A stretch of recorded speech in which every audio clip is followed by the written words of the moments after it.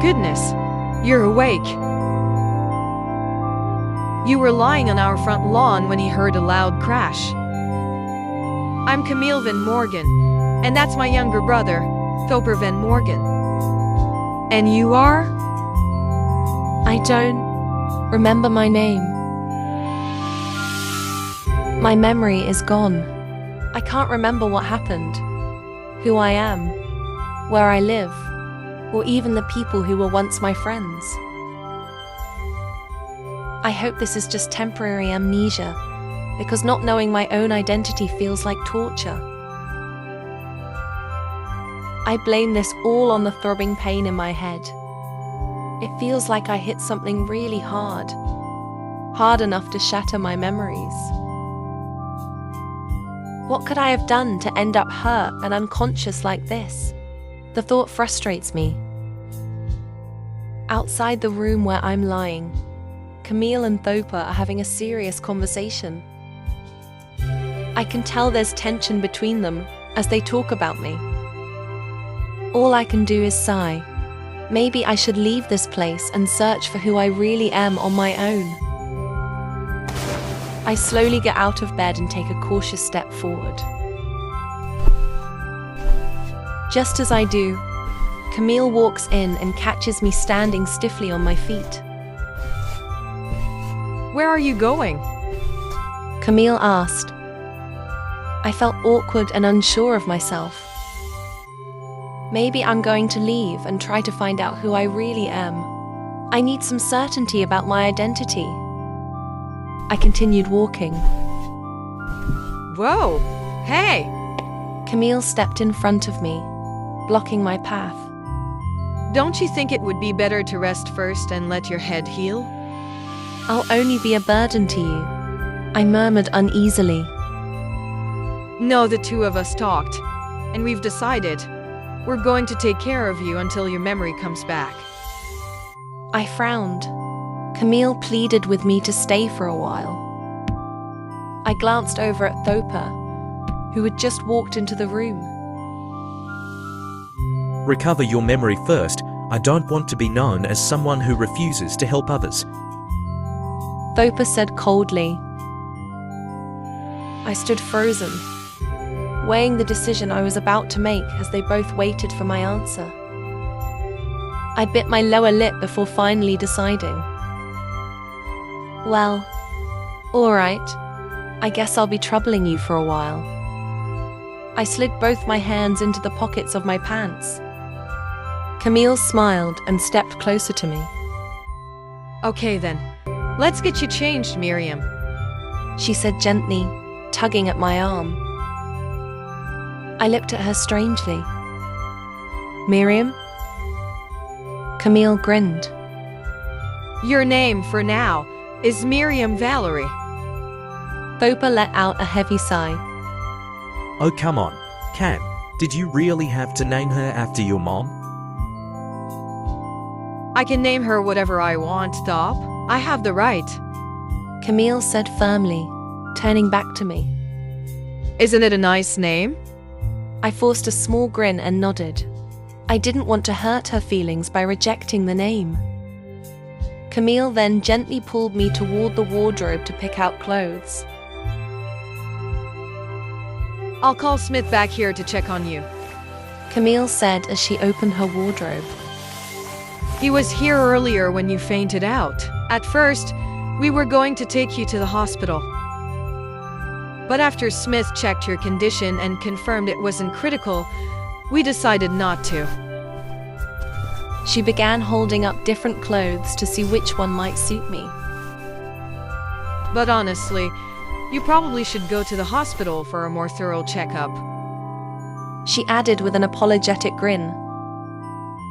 Let's wait until Smith gets here and see what he recommends. I simply nodded in agreement. I had no idea what to do, so it was easier to just go along. An hour later, Smith arrived with Thoper.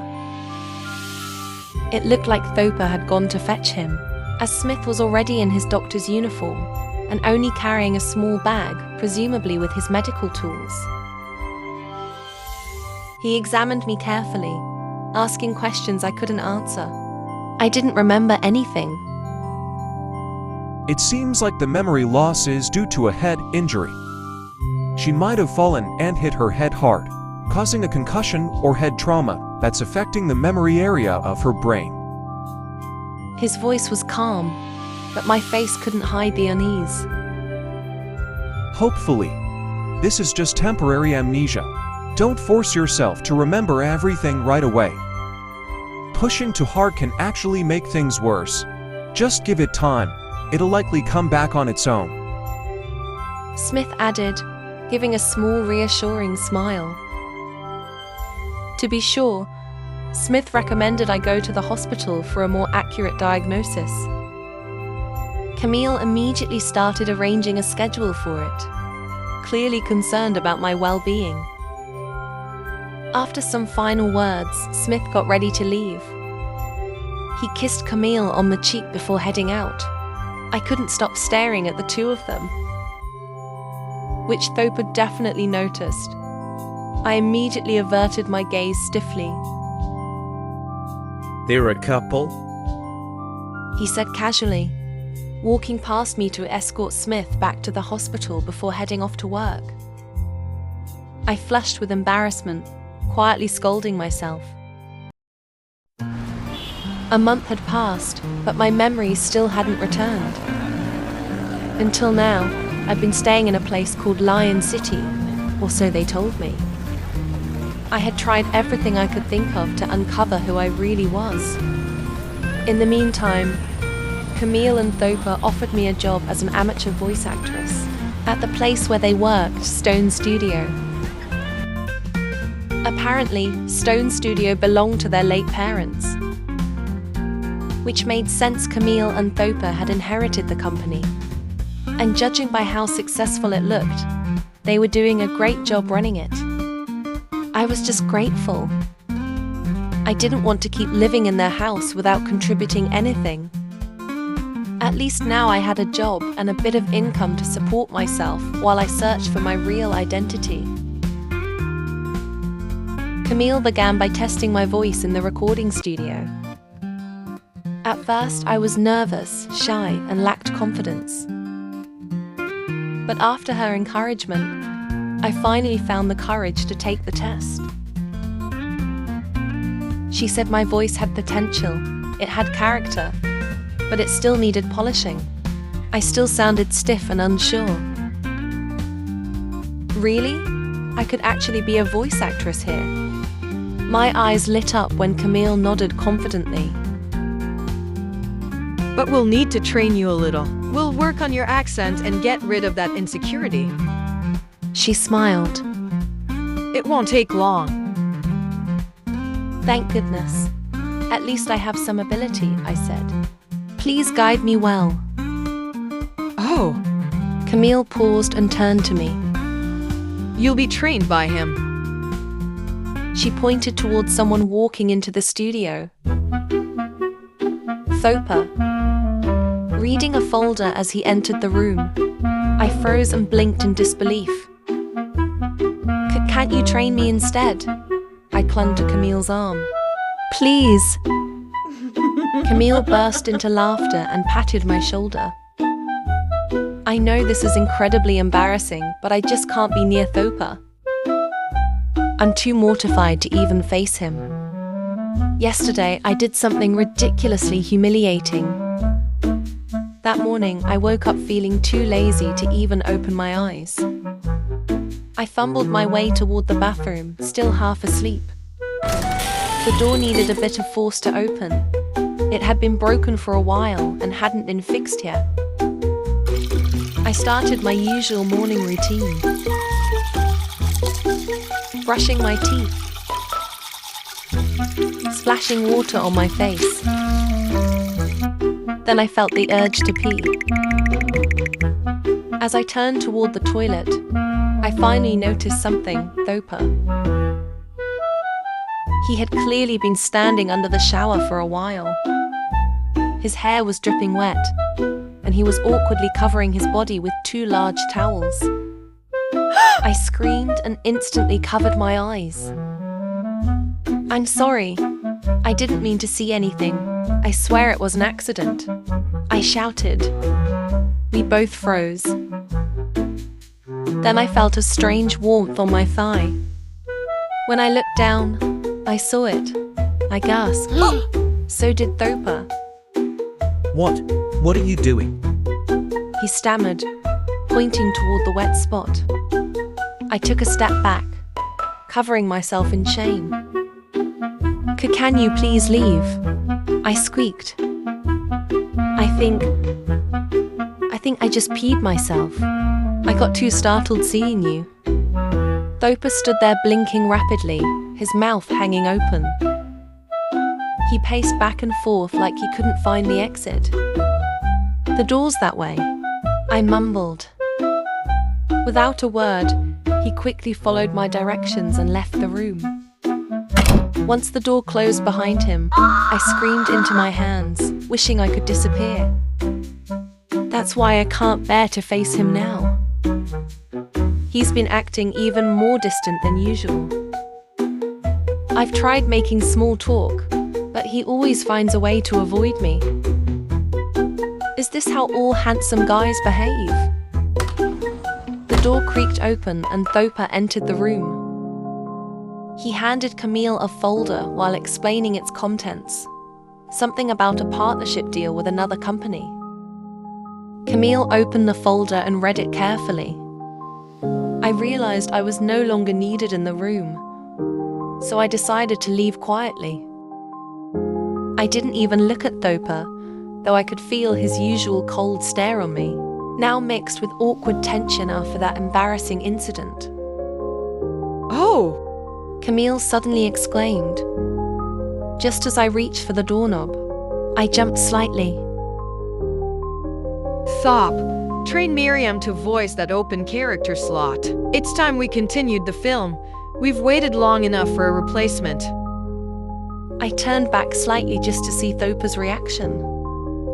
He was still looking at his sister, processing her instruction. A few seconds later, he shifted his gaze toward me. His eyes were sharp and unreadable. My heart felt like it jumped into my throat. I gave a nervous, strained smile, then quickly slipped out of the room.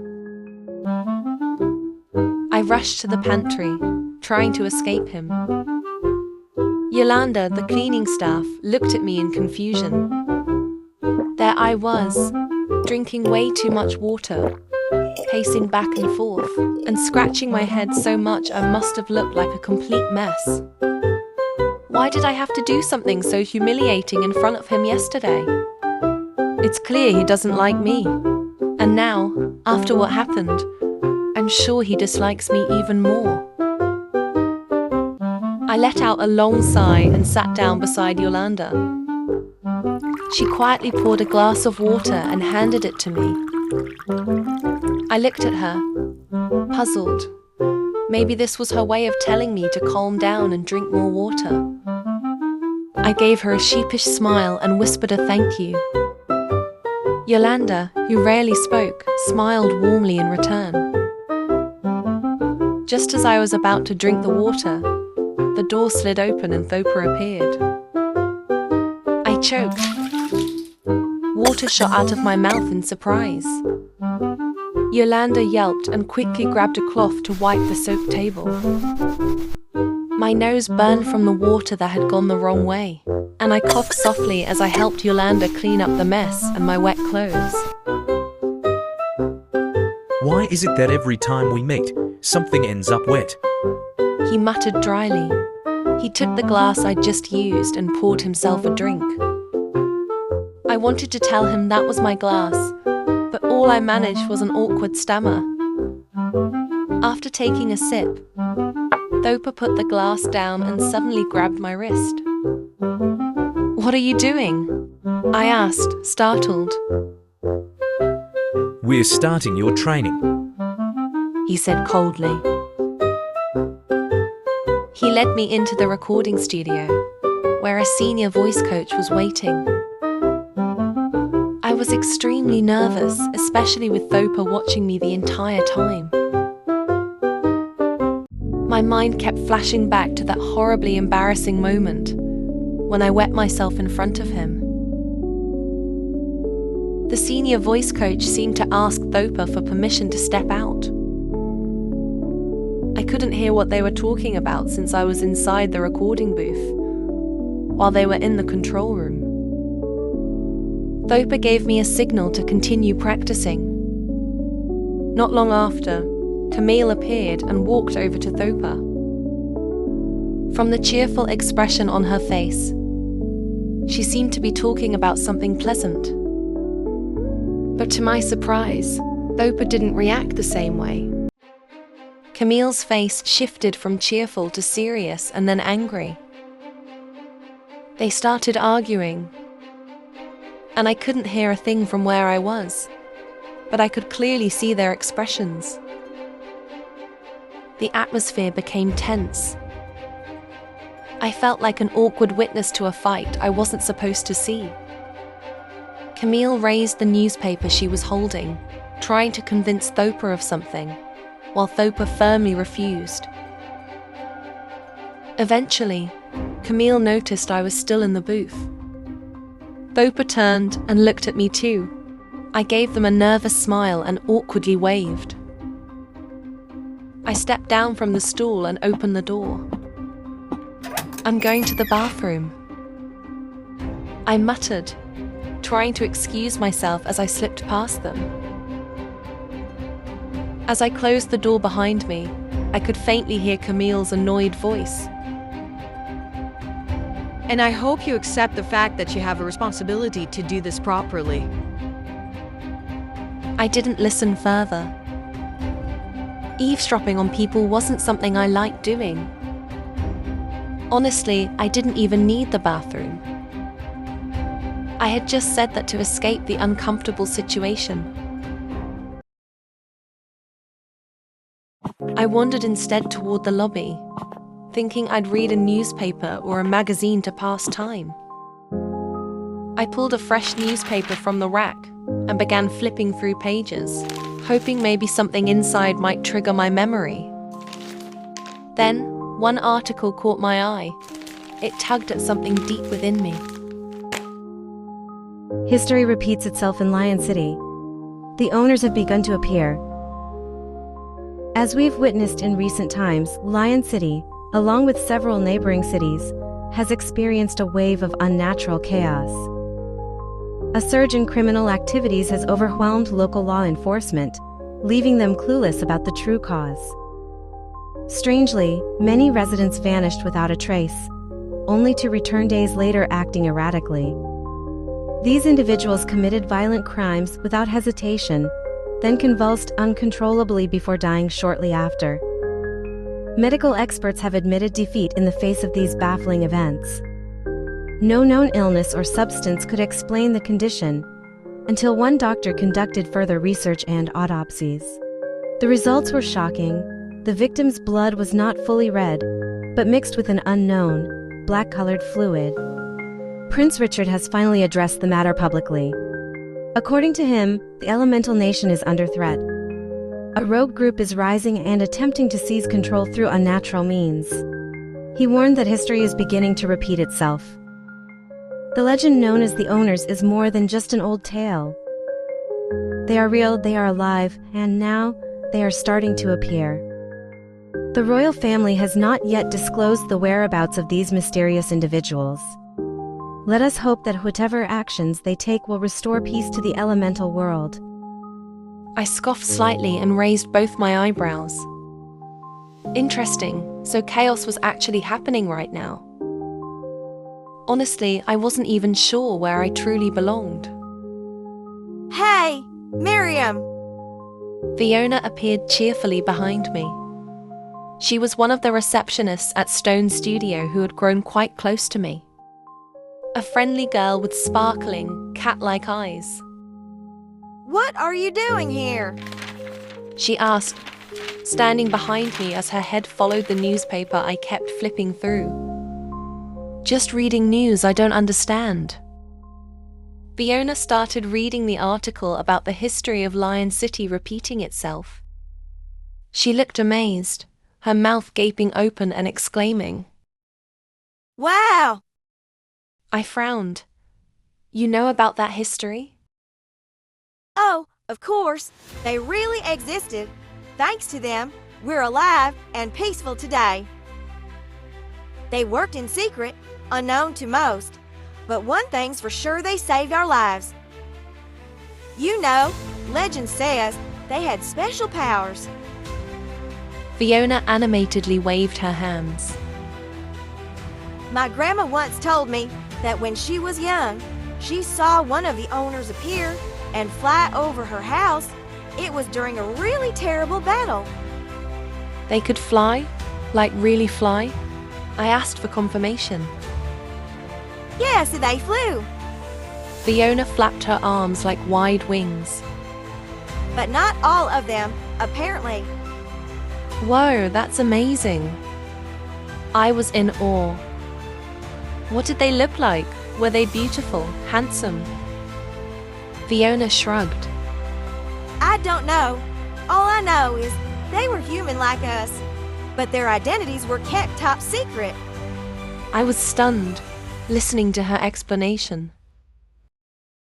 Suddenly, she jumped up and I yelped in surprise. I forgot there's a board meeting today.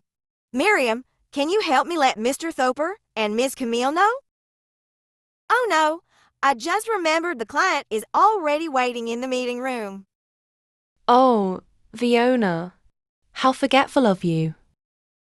I ruffled her hair while jogging off.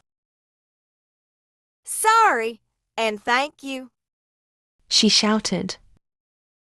I returned to the recording studio to let Camille and Thopa know about the meeting.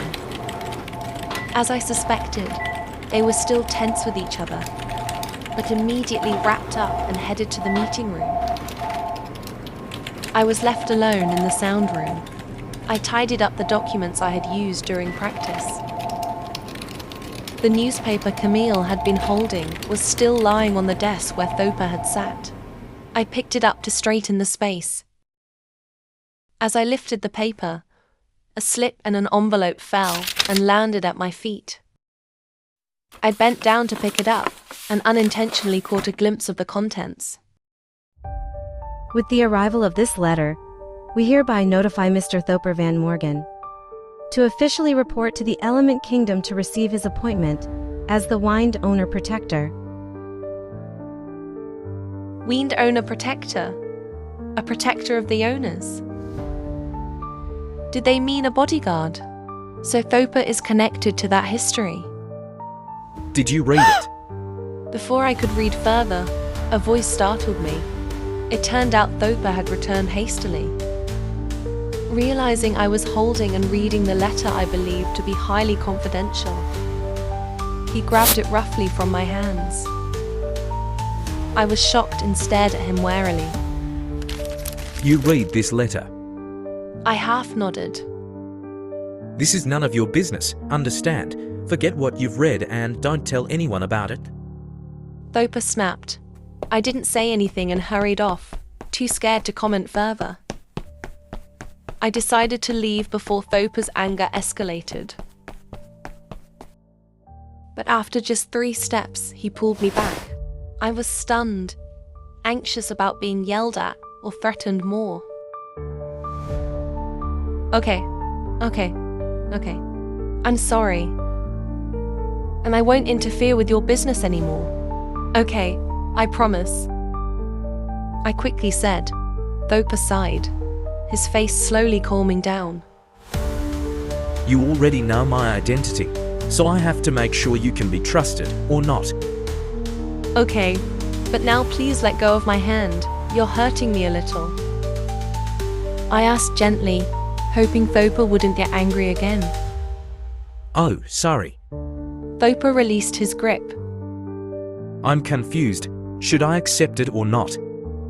He looked at me, expecting an answer, but my lips were sealed. I hate them. I frowned in confusion. Why would he hate the heroes who were supposed to always protect and save the world?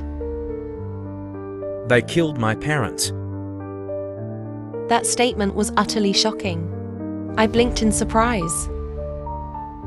Why did they kill your parents?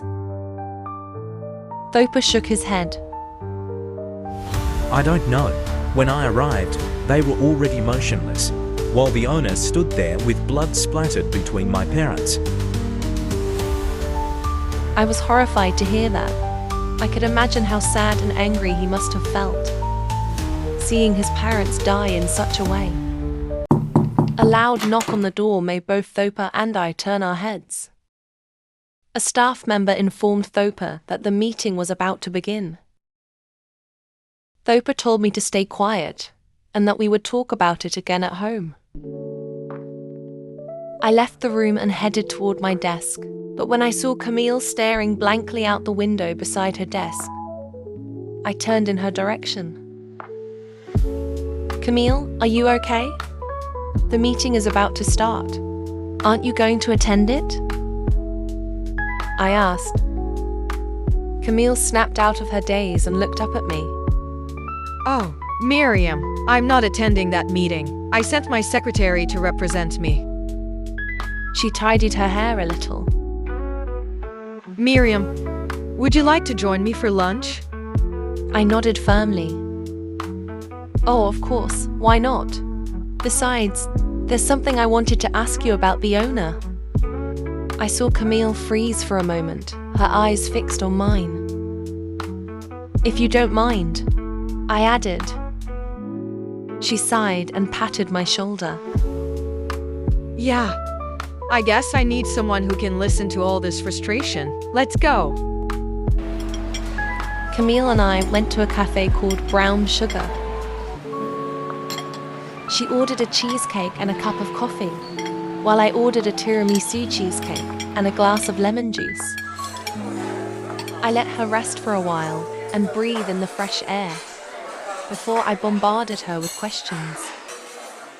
She vented about her increasingly heavy workload and constant busyness, the annual Wood Group party invitation, her boyfriend named Smith, and eventually, she started talking about her own brother, Thopa. That was my moment to dive into the topic that had been making me curious ever since I read that newspaper and the summon letter from the Element Kingdom.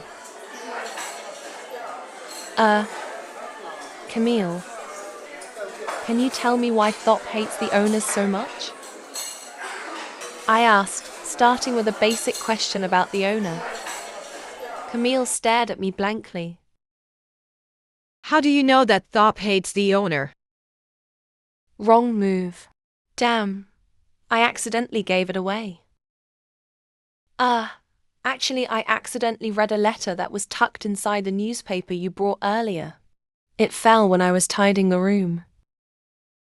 And Thop said that he hated the owner. Ugh, that's exactly why I still disapprove of his attitude toward the Element Kingdom. He believes that the Wind Owner killed our parents, but I know the Wind Owner was actually trying to protect them. I saw it myself. Thop arrived too late, and all he saw was the Wind Owner taking our parents' weapons. That's when he assumed the Wind Owner had killed them. Wind Owner? Are there more than one owner? 6 owners. Camille answered, sipping her drink. Each with a different power: wind, water, fire, light, earth, and nature. And Thop hates one of them, the Wind Owner. Then why didn't you just explain to Thop what really happened? I taking a bite of my cake. I've tried for the past 26 years, but he still won't listen. Yeah, I understand a little though. Camille sipped her coffee. Our parents were Wind Owner protectors. At that time, Thop and I were still children. Thop was 6, and I was 10. Their duty kept them very busy in the Element Kingdom. So Thop always felt like his parents and his happiness were taken from him by the kingdom, especially by the Wind Owner. The turning point was when he saw our parents die near the Wind Owner. And now he's been chosen as their successor because he inherited the wind power from them. Camille cut her food delicately and ate it with grace. I was stunned. Wow, that must have been really hard for him. I admit, if I were in Thop's shoes, I'd probably feel the same. I shrugged. Camille smiled at me while chewing. But, do you hate the owner too? Camille quickly shook her head. No, I don't hate them. In fact, I'm grateful to the wind owner for trying to protect my parents. At least they tried to save them from being killed by the rebels. I saw it with my own eyes. Camille's thoughts drifted far back into her past. All right, maybe I was wrong to ask all of this. I'm sorry if I brought up something painful. I'm feeling guilty for asking Camille about something that wasn't mine to know. It's okay. I'm fine. At least now I don't carry this burden alone. Is there anything else you want to ask about the owners? Well, I think I've had more than enough of the owner stories for today, I grumbled. Camille pointed at me while trying to swallow her cake quickly. I waited for her to speak. Where did you get it? What? The necklace. Oh, I don't know. It was already around my neck when I woke up in your house. Why? I'm fiddling with the pendant. That's the kind of necklace the owners wear. But now there are so many imitations out there. It's hard to track the real ones anymore. Maybe this one's the real deal, I joked. We both laughed. But do you know what they look like? Camille shook her head again. No, their identities are highly protected. Only a few people know who they are. But you said you witnessed the moment your parents died. Didn't you see the wind owner's face? Camille tried to recall, furrowing her brow and gazing at the cafe lights. Faintly, it was all a blur. I never really saw the face clearly, and neither did Thop. The wind owner vanished seconds before he arrived, so Thop only caught a glimpse. Such a shame. We both fell into silence again until I spoke up. Camille, thank you for helping me all this time. I know I still don't remember who I really am, but I don't want to burden you anymore. What do you mean? Camille's expression tensed. I mean, well, I hope you don't mind if I move out of your house. I stammered. What? But you still haven't. Remembered anything, yeah.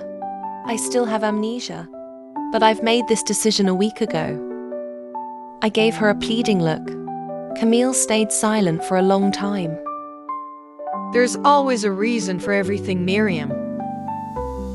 I'm a stranger, Cam. A stranger who's been living in your house. It's been over a month and my memory hasn't improved at all.